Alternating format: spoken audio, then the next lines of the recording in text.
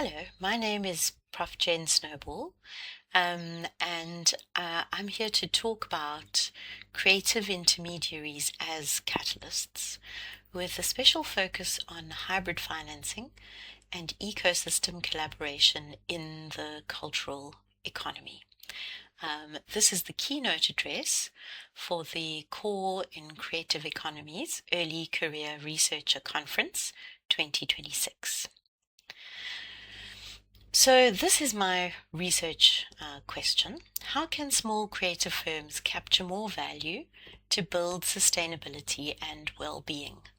And to answer this question, we have to be clear about the kind of market structure that creative industries work in, which is a very challenging one. Firstly, there are many medium, small, and micro enterprises who create value, but who don't necessarily capture it, right? So many of them struggle, and that's because there are a few large media conglomerates and platforms which can be regional or global. So regional ones would be like national broadcasting organizations, or they could be regional streaming platforms, and then of course global platforms like Netflix and YouTube. So in this kind of industrial organization, challenges are that the small firms struggle to reach the markets and to capture the value. And if they do that, if they try to do that through the big, powerful firms, then they have very little individual bargaining power. So they can negotiate to get their content on a platform or put it on a platform like YouTube, but the problem is that they then lose the control that they have over their creative output. A related problem is that potential funders and investors regard the creative industry as really risky. Okay? And this is because from caves, nobody knows anything. So we never know what the demand is going to be for the next creative output. And also they see the sector as fragmented and disorganized, so weak institutional coordination, some networks but isolated, and dominated by short-term project work. So is the solution, as one European Commission report suggested, disintermediation, right? So the argument here is that creative, medium, small, and micro enterprises could capture more value if they relied less on intermediaries and used more digital technology and more recently AI to do more themselves. And this comes from a theory in industrial economics referred to as the smile curve. And so you can see from the picture here on the slide, this shows the relationship between the stage of production and the value added. So for traditional manufacturing goods, the highest value is added at the beginning of the process. So this is where you have innovation, research and development, design, and so on, right? So kind of pre-production.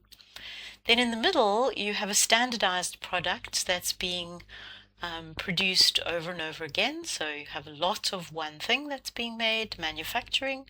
Of course, some value is added, but it's less, right? And then the next high value part of the chain is where you're reaching the market. Okay, so this is where you would have marketing and sales and often branding, right? So these are the two high-end or high-value parts of the value chain. Now, for creative industries, I don't think this works very well. Firstly, because value is added all along the chain, including the production process, the actual manufacturing or making of the product, which is not all that often a routine mass-produced kind of thing, right? So value is added there. But there's no doubt that it's when the product reaches the market that we see really high markups, right? And this is the part of the value chain that it's really difficult for small firms to capture. But if we're going to talk about intermediaries and what their roles are, we first need to understand what they are, right? And there are a large variety of them that do lots of different things. So platforms and media conglomerates, which is often what people think of when we say creative intermediaries, are just one kind of intermediary. There are many, many others providing both hard and soft infrastructure, and I've made a list for you there. So hard infrastructure would be actual physical space, right? Hubs and incubators, galleries and exhibition spaces, trade associations and industry bodies. And then soft infrastructure would be things that help the small firms to produce a product that can reach the market, right? So this could be curators and programmers, or export promotion organizations, those supporting intellectual property and licensing, like music rights organizations, and those providing training, skills, and development. So the diagram that you see there on the right-hand side is the result of a report done by Communion Racks in England, asking creative intermediaries in Cape Town and in Lagos and in Nairobi what are the kinds of services that they provide. You can see a range there: business advice and guidance, training and skills. Those are some of the highest ones. Networking and partnerships, space, and for some, finance. So a little bit more theory from business management, which I think helps us to understand what intermediaries are doing in these spaces. And one that I think helps a lot in this case is referred to as structural holes theory. So a structural hole is when you have a gap between two potential role players who could both benefit, like mutually benefit from being connected, but for whatever reason they're not. Okay, so that is regarded as a structural hole when there's no connection between the two clusters. In the middle of the diagram, you have a situation where there's a bridge.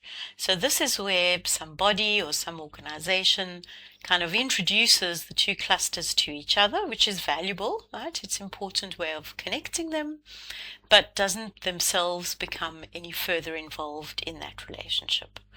And then the bottom one is where you have the broker, or what we're calling intermediaries, who not only connect the two clusters to each other, but coordinate and facilitate exchange between the two. So they're almost like a translator that connects up these two parts of the ecosystem. So our example has creative industries, firms and producers on the one side, and public and private funders and investors on the other side. And then if we're thinking about hybrid financing and different forms of financing, intermediaries can play this broker role between them, and sometimes do. Creative ecosystems refer to the whole context in which the creative firms are operating. This one is from the Africa Creatives Alliance report. The ecosystem in its fully fledged complexity, well, my goodness, you can see there certainly is a lot of complexity there. What they're trying to show is that in this sort of situation, the success of a small creative firm doesn't depend only on the firm. It also depends on the whole context, the whole ecosystem in which they're operating. The pink ones there are somehow related to financing options. Okay, so for example, we can see things like venture capital, impact investment, growth and debt financing, mergers and acquisitions, seed funding and angel investors, perhaps pre-incubators and incubators, bank loans, right?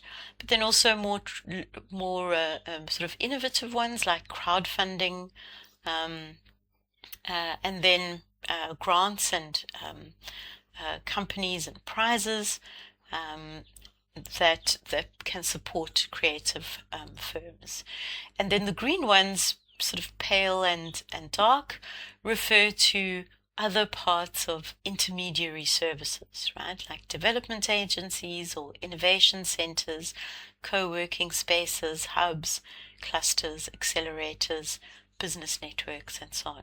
So within all of this context, the small creative firms are operating, and the intermediaries are playing a really important connecting role to fill those structural holes in this system. Okay, enough theory now. I want to talk about a particular project that I've been working on with my colleagues, Professor Noel Pearse from the Rhodes University Business School, and Dr. Fiona Drummond, who's a postdoctoral research fellow at Rhodes University. And this is a project called the Festival Enterprise Catalyst.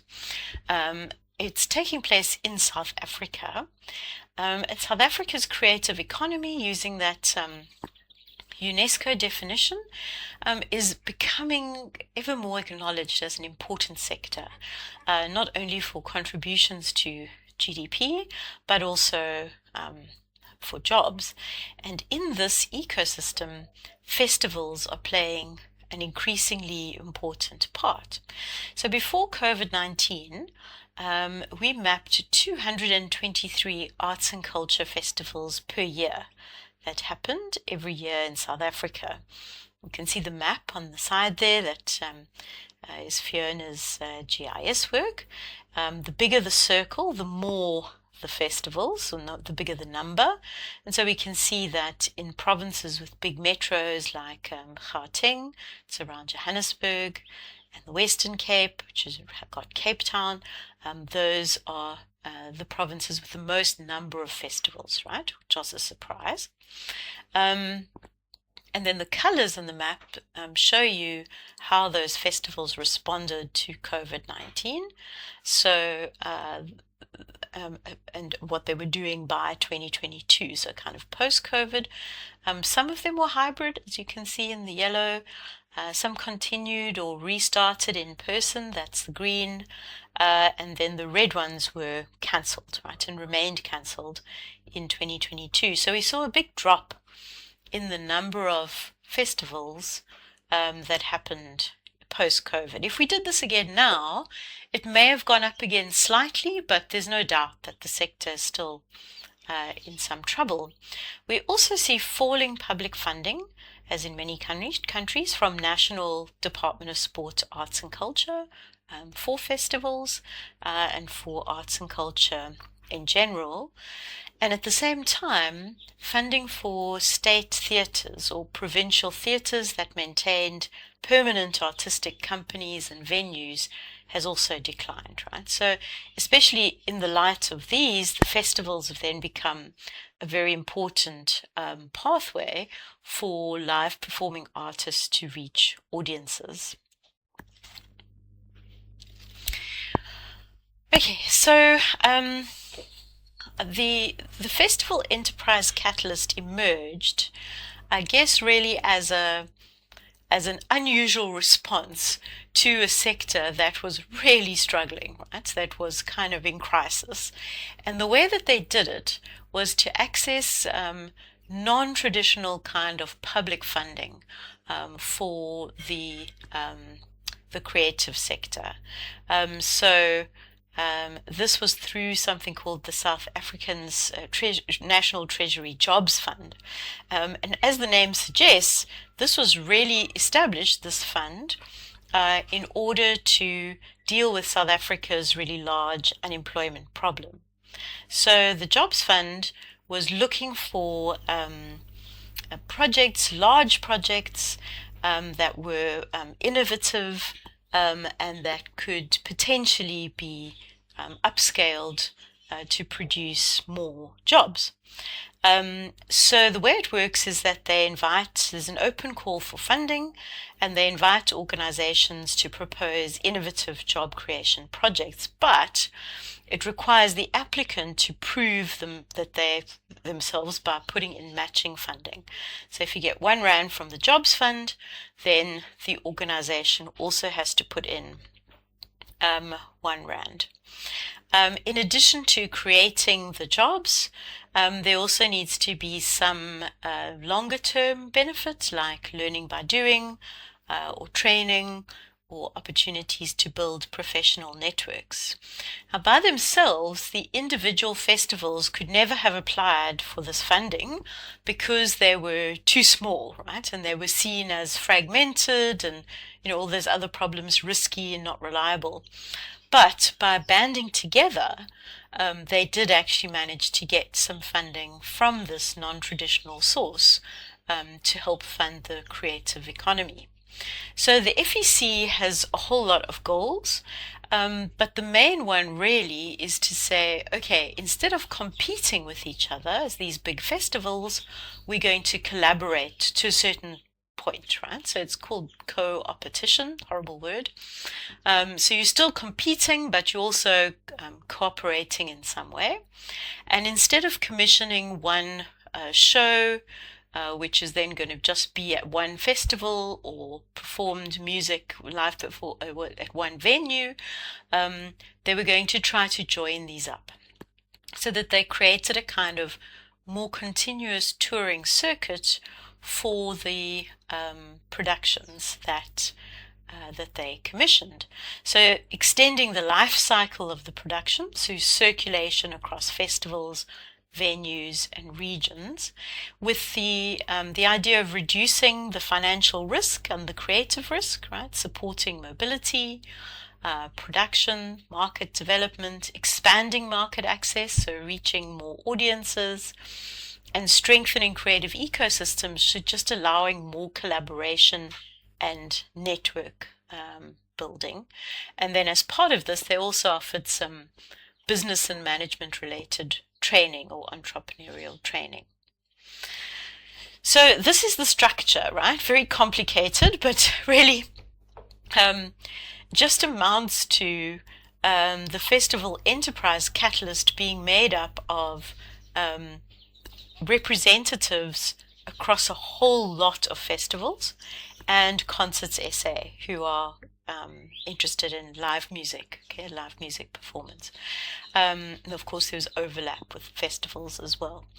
So the executive committee was made up of the National Arts Festival, which is one of the biggest and the oldest festival in South Africa, Concerts SA, that's focused on live music, and then an existing association of National Afrikaans Theatre, linked to a whole lot of different festivals.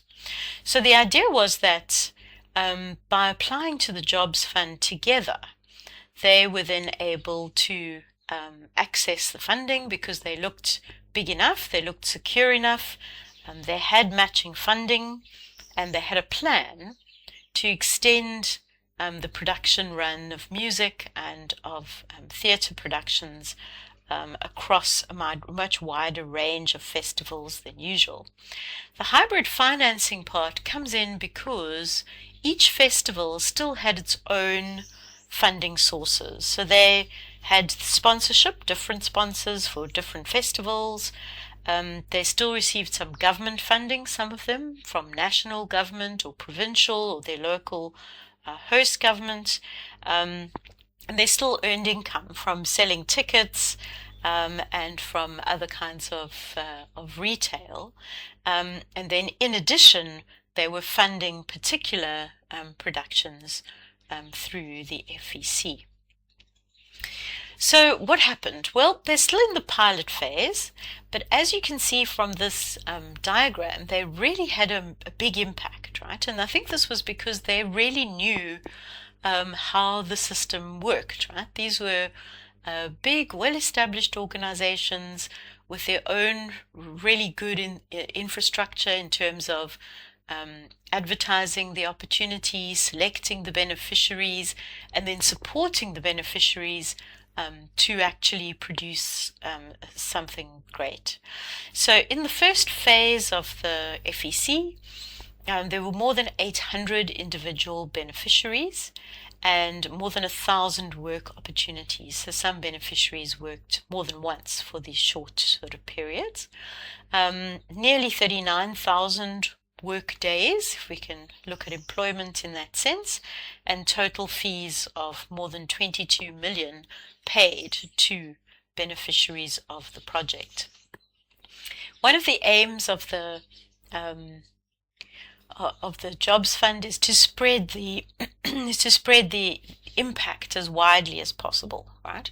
And that's sometimes quite a challenge because South Africa's got big metros, but it's also got lots of sort of more rural areas and small towns. But as you can see from the map, there was really quite a significant impact across the country. And yes, we see it kind of around Johannesburg and Cape Town and Durban more, so those are the metros.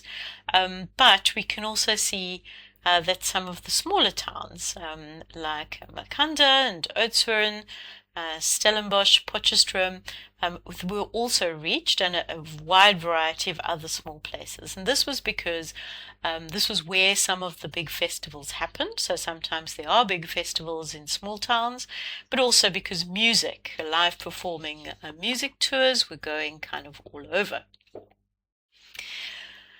We did some interviews with beneficiaries, and these are very kind of preliminary findings, to ask them how did they experience this program. And what came out was that, of course, this is precarious work, right? It's contract work around specific productions or specific tours. But by joining up these work opportunities, it definitely created quite a lot of benefits. So if we just look at theatre now, music we'll sort of analyze separately in another paper. Touring to the multiple festivals definitely allowed these more kind of sustained work opportunities for creatives, which allowed them to shift their mindset from survival, right, to more open and creative. So also having perhaps an impact on artistic quality, the quality of the work. A lot of them had professional networks, of course. There are professionals working in the industry, but the longer associations and across more festivals helped them to deepen those networks. And it increased their resilience because they were taking the same show, but to new venues, new audiences. In some cases, there were unexpected cast changes, but always supported, right? So all of the festivals involved were helping them because they all had kind of some incentive to make sure that the production was a success. They also talked about how production costs are increasing over time and how this has led to casts getting smaller and sets becoming more minimal, and how the funding then allowed them to expand, right, to have more complex productions, larger productions, and that was for both the existing sort of relatively well-known writers, directors, and actors, but also for what they called little gems, right? New talents, maybe experimental work, reducing inequality in the sector. So some of the producers in the interview said, well, it allowed us to employ some students or young creatives and to mentor them a bit more than you would normally have, because you wouldn't have been able to afford to do that. We wouldn't have time to do that, right? They also talked about the luxury of time for rehearsal, so longer rehearsal time in proper venues, with more professional standard kind of quality of things like costumes, and they could afford to pay the actors per diem, and the opportunity to iterate, so to develop the show as time went by. So why do we think that this project has worked so far, right? We're still in the early days. Well, we think it's because the intermediaries chose co-opetition rather than competition, right? So so each of the festivals and concerts SA are already an intermediary, but the FEC has created a kind of keystone intermediary. So the collective scale of all of these festivals banding together then unlocked the kind of development finance that the Jobs Fund could provide. They also have a lot of individual institutional capacity and experience that they could draw on, and to funders they looked less risky, right, because they were a much bigger network. They were providing brokerage across fragmented ecosystems, so they were connecting up more of the different kinds of ecosystems. So really they've translated the Jobs Fund employment objective into something specific to the creative sector, right? So a model of ecosystem development using the FEC as the keystone intermediary brokers that could connect up parts of the ecosystem that before had not worked together. So finally, some concluding thoughts. We know that creatives operate in this really challenging market structure, and to capture more value and become what ICPE England and Communion referred to as lead firms from below, we think that intermediaries actually play essential roles in creative ecosystems. So a call for disintermediation, right? So to reduce the number of intermediaries to improve value capture is really not well informed about what intermediaries are and the kind of work that they do in the value chain. So a thought to leave you with: intermediaries are like the connective tissue of creative ecosystems, not always highly visible, but essential for functioning. Thank you. Just finally, before I go, I'd like to invite you to consider submitting your work to the African Journal of Creative Economy. It is an open access journal, and until it's more directly or more widely indexed, it's free to submit. It's very interdisciplinary, so it covers cultural economics, creative industries, arts and culture management, cultural studies, and cultural policy. And we'd welcome articles not only about Africa, but that take a developing country or global south kind of position. You can find more information on the website, and you're also free to contact me as one of the editors-in-chief. Thank you.